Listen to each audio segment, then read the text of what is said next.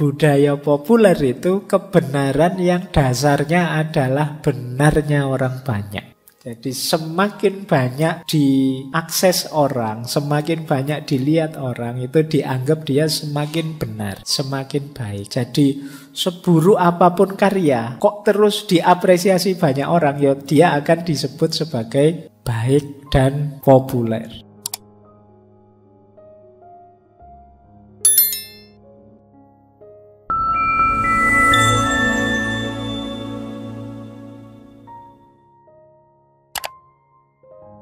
Assalamualaikum warahmatullahi wabarakatuh. Bismillahirrahmanirrahim. Kita malam hari ini akan membahas tentang popular culture, atau orang menyebutnya pop culture. Ini tema-tema kita sehari-hari. Jadi ini budaya yang kita di dalamnya hidup, entah sadar atau tidak. Pop culture itu bentuknya macam-macam nanti, bahkan berhubungan dengan banyak bidang, termasuk agama. Maka kita perlu mengenali biar tidak keliru. Jadi kalau ada yang tanya tema-tema seperti ini hubungannya apa sih Pak dengan filsafat misalnya, bagian dari eksistensi hidup kita hari ini itu ya ada di sini. Jadi hidup dunia ramai, bareng-bareng orang banyak. Pop culture ini hari ini mungkin bentuknya dari viral ke viral. Bentuknya sekarang misalnya dari podcast ke podcast. Bentuknya YouTube, Instagram, TikTok, dan lain sebagainya. Maka kita perlu ngerti ilmunya, kita perlu ngerti seluk-beluknya, biar tidak tertipu. Baik, bismillah, kita mulai belajar nggih. Ini popular culture ini memang kadang disebut pop culture, kadang disebut mass culture, budaya massa. Oke, enggak apa-apa. Makasih. Jadi ini bagian dari budaya yang berbeda dengan budaya waktu kita membahas Ki Hajar Dewantoro, waktu kita membahas Sultan Takdir Ali Sabana, dan lain sebagainya. Nah, orang sering mengkategorikan budaya itu jadi 3. Yang pertama high culture, yang kedua low culture, yang ketiga ya pop culture ini. Meskipun nanti ada yang bilang ya pop culture itu bagian dari low culture. High culture itu budaya kelas elit. Jadi ya kalau di barat ya itu jenisnya opera, teater, kemudian sastra dan lain sebagainya. Itu bagian dari high culture. Ya, kalau di Jawa budaya keraton itu bagian dari high culture. Kita dulu pernah ngaji Serat Wedotomo, kita pernah ngaji Ronggo Warsito dan lain sebagainya. Itu high culture. Dibahas adiluhung luar biasa, tapi hanya elit tertentu yang menguasai mendalam. Mungkin ya elit-elit yang berpendidikan atau yang mengalami pendidikan. Orang biasa, mungkin seperti saya, teman-teman, atau keluarga kita yang orang biasa itu tidak terlalu bersentuhan dengan high culture ini. Nah, beda dengan low culture. Kalau low culture ini budaya, ada yang menyebutnya kelas pekerja, kelas orang biasa. Meskipun istilahnya tidak enak ya, budaya rendah. Jadi budaya ini itu ya budaya, ya kalau tadi teater dan lain-lain, ya kalau yang low culture ini misalnya nonton film atau budaya permainan anak-anak dan lain sebagainya, itu low culture. Anak-anak sekarang main game dan lain sebagainya, itu budaya kelas pekerja. Kalau ada yang bilang budaya yang adiluhung, budaya yang agung, budaya kita yang luar biasa, itu biasanya yang disebut high culture ini. Ketemunya biasanya kalau Jawa misalnya ketemunya di istana dengan segala tradisinya. Kalau di kampung-kampung orang biasa enggak ketemu yang terlalu adiluhung, terlalu luar biasa itu ya, ketemunya yang low culture ini. Nongkrong, kemudian ngobrol di pos kamling, kemudian ini budaya-budaya low culture. Ada lagi pop culture ini yang kita bahas malam hari ini. Kalau pop culture ini ya budaya pop biasanya kuncinya ada di media massa.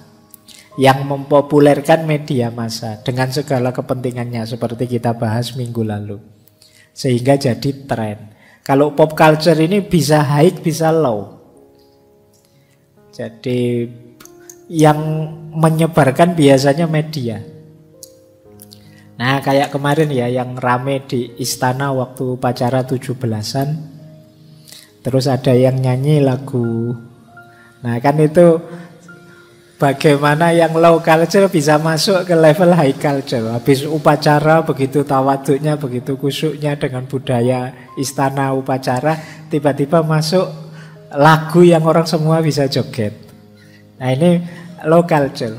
Dan populer luar biasa. Kenapa? Disebarkan oleh media. Sehingga sekarang jadi pop culture. Kemarin mungkin teman-teman tidak ngerti lagu itu, sekarang nyari-nyari lagu itu bahkan mungkin hafal di kepalamu. Sekarang jadi tren. Jadi yang apa? Ojo dibanding-banding. Jadi ini namanya pop culture. Sekarang dia jadi populer di mana-mana. Yang tidak tahu dianggap ketinggalan zaman. Nah, jadi malam hari ini kita belajar pop culture ini. Sering saya bilang hidup kita hari ini itu kan mungkin lebih 50% di dunia maya, dunia media massa. Kalau hari ini orang menyebutnya medsos, media sosial. Kita sering terjebak di ranah pop culture ini. Malam hari ini kita lihat positif negatifnya pop culture.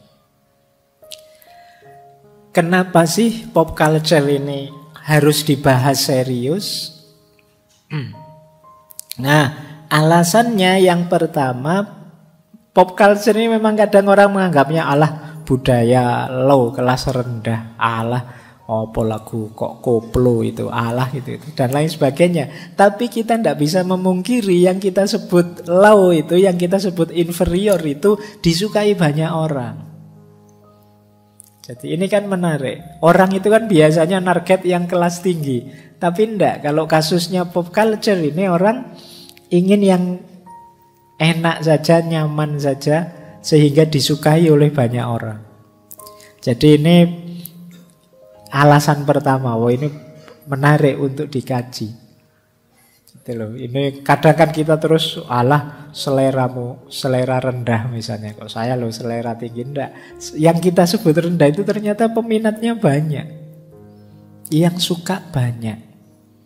Nah ini alasan pertama. Alasan kedua, kita juga ada di situ. Saya bilang tadi ini eksistensial. Hidup kita hari ini. Siapa sih hari ini yang ndak WA-an, ndak Twitteran, ndak Instagraman, ndak semuanya punya mesti akun-akun media sosial. Meskipun kalau saya ndak punya semua. Saya punyanya WA saja. Tapi kan terlibat di situ.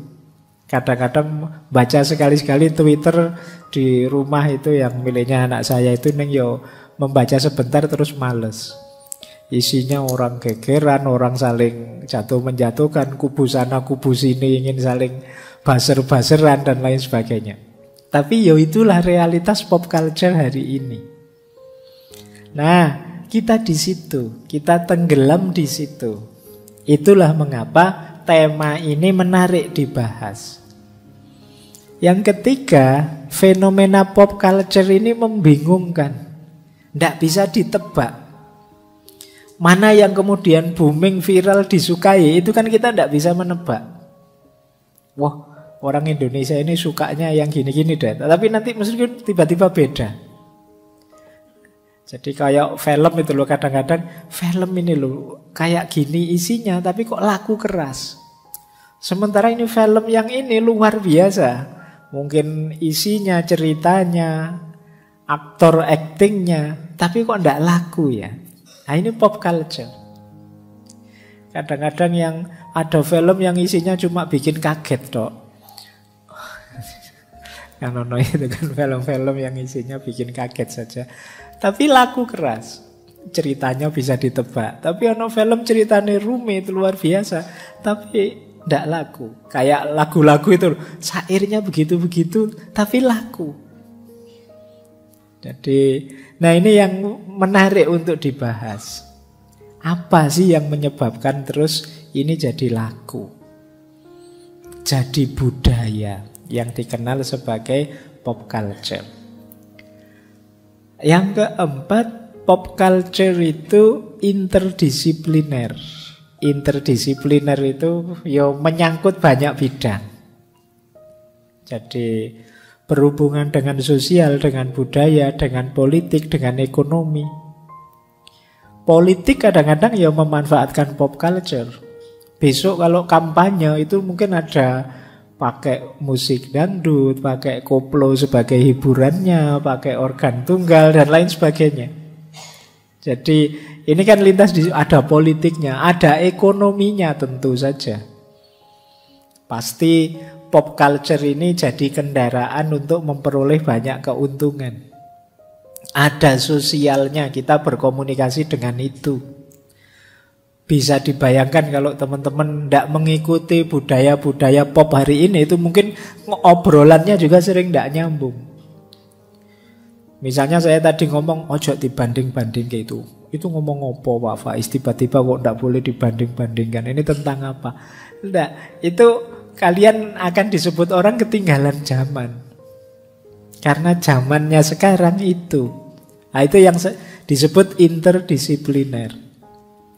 Kemudian yang terakhir, pop culture itu kompleks. Tidak sesederhana kelihatannya. Jadi ada banyak sekali variabel-variabel yang terlibat di sana. Karena tadi interdisipliner. Baik, jadi ini latar belakangnya. Ini mungkin ada teman-teman yang, ini kan sebagian besar mahasiswa, ingin membahas pop culture tertentu, latar belakangnya ini. Kenapa sih pop culture itu harus dibahas? Mungkin ada yang pengen nyusun tesis atau skripsi tentang pop culture. Nah, proposalnya yang awal kalimatnya ini ya, bagian kenapa kok pop culture harus dibahas. Oke, itu memudahkanmu bikin latar belakang masalah. Lanjut.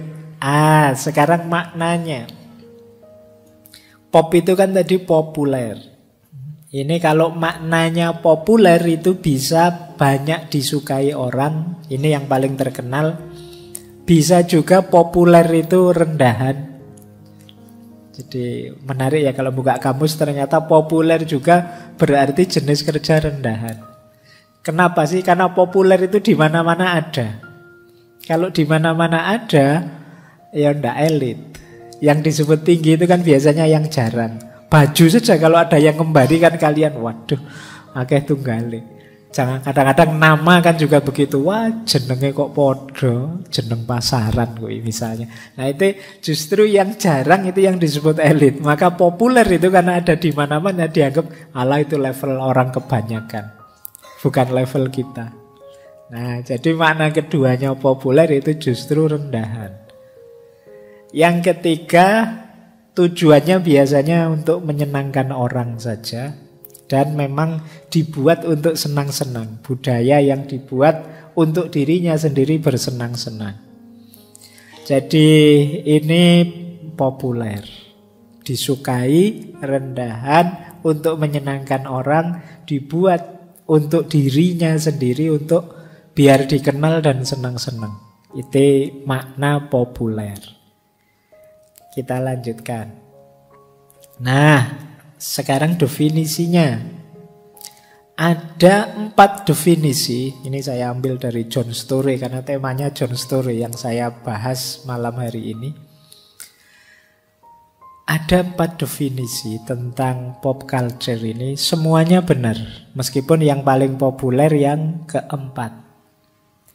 Yang pertama, budaya populer itu budaya dari rakyat, oleh rakyat, disukai rakyat. Ini populer, jadi budaya yang sumbernya kita, kemudian kita kan rakyat, oleh kita dan untuk kegembiraan kita bersama. Ini definisi pertama. Definisi kedua, budaya populer itu lawan dari high culture. Tadi sudah dijelaskan ya, ada budaya adiluhung, kelas tinggi, ada golongan masyarakat rendah.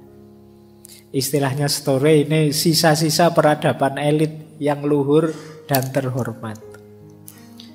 Nanti ada penjelasannya bagaimana budaya populer ini kadang sebenarnya perlawanan dari orang biasa terhadap orang-orang elit. Jadi kalau orang elit itu kan agak merasa tinggi, merasa khusus, merasa dia di atas segalanya. Nah, perlawanan dari orang-orang kelas rendah dalam tanda petik ini antara lain lewat budaya populer. Ala budaya adiluhung, budaya kelas tinggi apa ndak nyaman, ndak enak. Enak kita ini loh santai. Enak, bisa bebas joget, bebas goyang, bebas. Ini jadi istilahnya resistensi terhadap high culture. Perlawanan terhadap high culture. Itu budaya populer. Kalau budaya kelas tinggi kan kadang-kadang jalannya saja diatur, ngomongnya saja diatur, kemudian apa-apanya diatur. Kayak kalau opera, teater itu kan segalanya diatur sampai detail. Nah, kalau budaya populer lebih cenderung suka-suka. Nyari enak saja, nyari nyaman saja. Jadi definisi kedua dia lawan dari high culture. Dan ketiga, budaya pembebasan dari hegemoni oleh masyarakat kelas minor tadi, kelas rendah. Jadi kritik terhadap yang menghegemoni. Jadi kan dalam hidup ini kan biasanya ada tatanan-tatanan. Jadi kita boleh begini, tidak boleh begitu, harus ini, tidak boleh itu. Nah, pop culture ini dalam rangka menggugat itu. Hidup kok diatur-atur sampai jelimet, sampai rumit. Sudahlah, kita nyanyi saja, senang-senang saja. Lost doll saja, pokoknya santai. Jadi ini gaya budaya populer. Dan yang terakhir definisinya, budaya populer itu budaya yang paling banyak diminati oleh masyarakat. Sehingga nama lainnya adalah budaya massa. Dan definisi keempat ini yang paling banyak dipakai. Jadi budaya populer ya budaya massa, budaya orang banyak. Baik, kita lanjutkan. Nah itu kalau di bukunya John Story tadi akhirnya disimpulkan 6 budaya populer itu. Yang pertama, banyak disukai orang. Jadi kuncinya itu, pokoknya kalau itu statusnya budaya populer berarti banyak disukai orang. Yang kedua, inferior karena dia lawannya high culture. Yang ketiga, massal. Jadi mass culture, mass product, komersial dan lain sebagainya. Yang keempat, people. People itu berarti dari rakyat, dari masyarakat. Ini loh suara rakyat yang asli, itu vox populi. Dan yang ketiga, ideological struggle. Kelima, ideological struggle itu perjuangan ideologis dari hegemoni pemerintah, dari hegemoni high culture, dari hegemoni budaya kelas tinggi.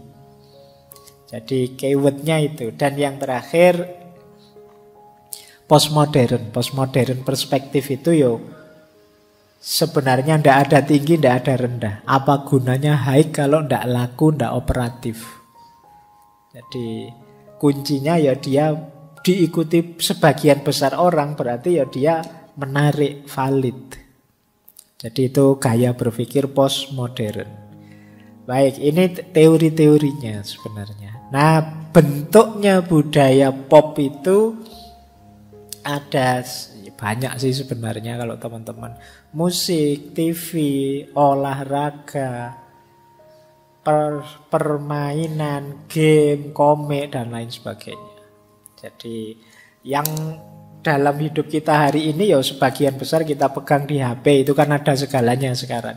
Itu biasanya isinya pop culture, budaya-budaya pop. Lagu apa yang sedang tren hari ini, film apa yang sedang booming, kemudian game apa yang sedang disukai, olahraga, dan lain sebagainya.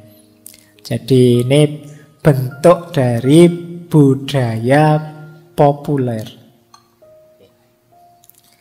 Oke, ini ono jahe. Ini termasuk budaya yang adiluhung. Karena memanfaatkan itu. Kalau budaya populernya tidak kayak gini bentuknya, tidak geperan sendiri. Budaya populernya sasetan. Sekarang kan banyak jahe yang sasetan itu. Lebih mudah, lebih simpel. Baik, jadi bentuknya kenal ya. Paling tidak sampai di sini teman-teman ngerti. Oh itu toh yang dimaksud budaya populer. Sebelum nanti kita analisis ya. Jadi barangnya itu. Kalau menurut saya sih budaya populer itu hari ini 100% bisa ada di HP kalian. Apakah itu musik, film, televisi, dan lain sebagainya. Baik, sekarang kita mulai masuk analisis-analisis. Yang pertama, tentang popularitas yang disebut populer tadi. Indikatornya populer itu secara umum ya, cirinya populer atau tidak itu biasanya 4. Banyak dilihat, banyak dikonsumsi, banyak tampil di media, banyak diomongkan dan didengar. Jadi itu 4 cirinya. Mana yang paling banyak diomongkan, dia mencapai popularitas. Dia sampai pada level budaya populer. Apa saja? Bahkan berita itu. Kalau sudah nyampe budaya populer itu sudah analisis tidak karu-karuan ngalor ngidul, yang penting orang seneng. Meskipun kasus serius, misalnya kasus apalah pembunuhan antar polisi misalnya. Oh itu kan sekarang jadi pop, diomongkan di mana-mana sampai muncul meme-meme, gambar kartun-kartun, gambar lucu-lucu. Itu derajatnya sudah populer.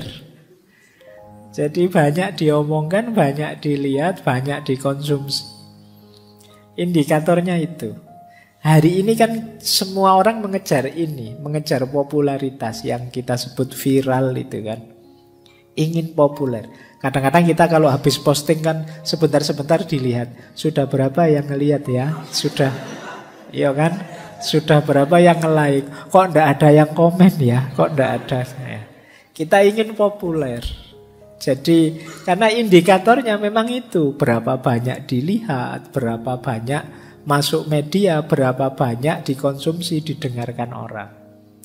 Jadi budaya populer itu kebenaran yang dasarnya adalah benarnya orang banyak. Jadi semakin banyak diakses orang, semakin banyak dilihat orang, itu dianggap dia semakin benar, semakin baik. Jadi seburuk apapun karya, kok terus diapresiasi banyak orang, ya dia akan disebut sebagai baik dan populer. Jadi kayak sekarang misalnya lomba apalah yang kayak idol-idol itu yang mencari bibit penyanyi dan lain sebagainya, itu kan yang menilai kan orang. Berapa banyak orang yang vote, berapa banyak orang yang milih dan lain sebagainya.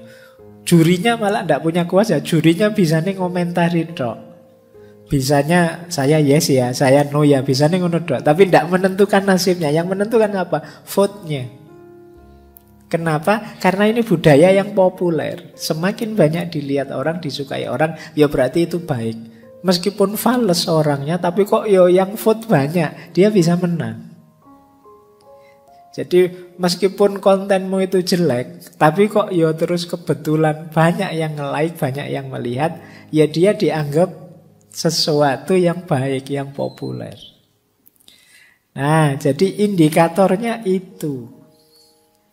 Kemudian ya kalau ini pemicunya, untuk bisa populer kata John Story itu biasanya jalannya 5 ini. Yang pertama, iklan yang baik. Cara mengiklankan. Kalau kalian bikin konten kan bikin thumbnail yang kira-kira menarik orang.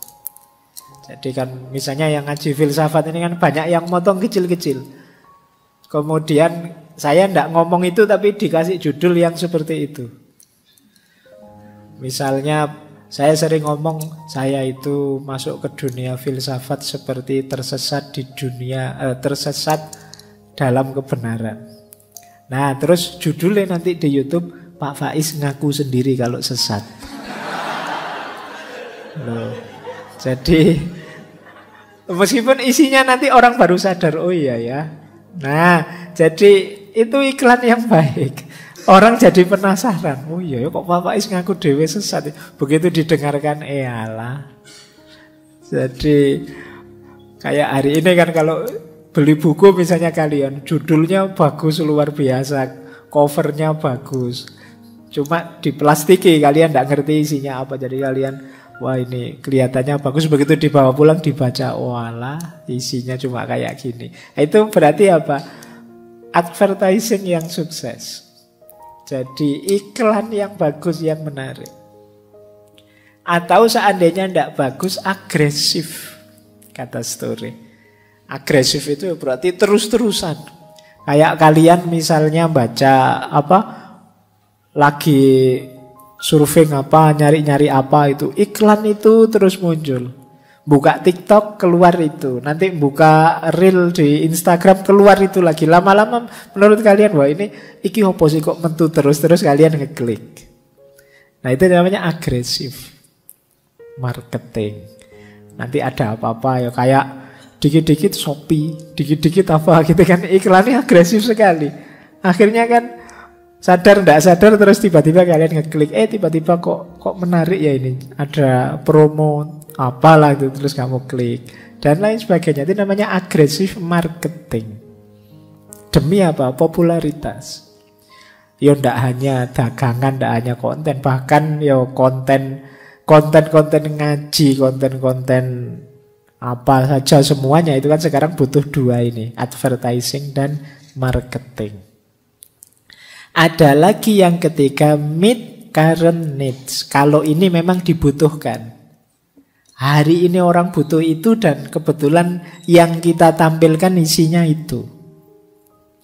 Berarti ini memenuhi kebutuhan kita. Meet current needs. Jadi misalnya hari ini nih orang sedang butuh informasi tentang teori-teori konspirasi misalnya. Konten kita isinya itu, otomatis ya konten kita akan diklik orang. Kalian kan kalau mau bikin konten kan selalu mikir ini orang-orang kira-kira pas butuh apa ya.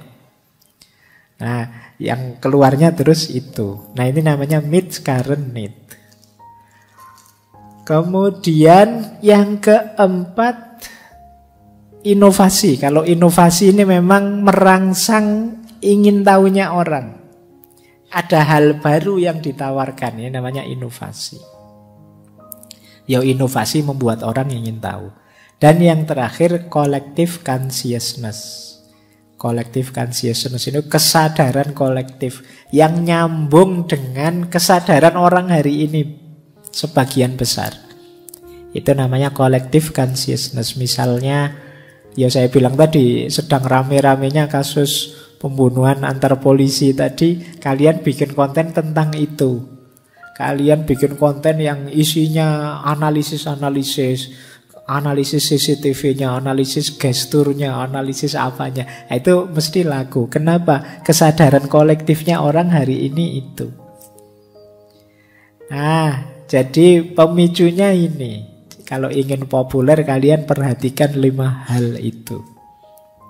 Inovatif, sesuai kebutuhan, cocok dengan kesadaran hari ini, atau kalau tidak 3 itu, ya marketing dan iklannya yang bagus. Jelek tapi marketingnya bagus, bisa menang, bisa laku.